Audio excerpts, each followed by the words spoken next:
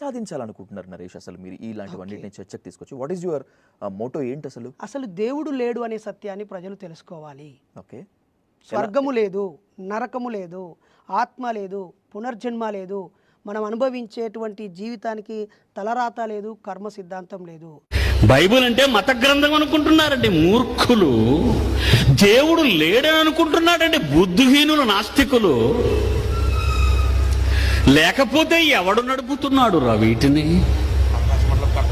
ఆకాశ మండలపు కట్టడలను చంద్రులారా ఆయనను స్తుతించండి, కాంతి గల నక్షత్రములారా మీరందరూ ఆయన స్తుతించండి, ఆయన మాట వినండి, హరియా పరిగెట్టండి.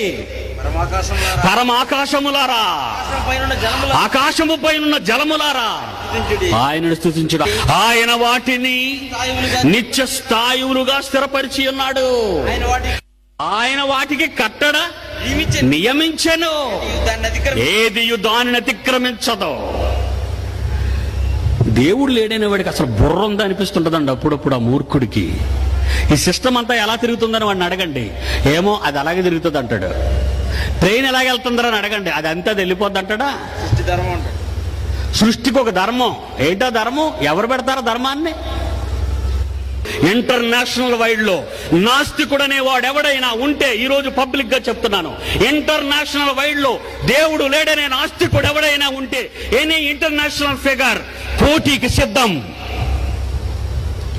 దేవుడు ఉన్నాడని నిరూపిస్తాను.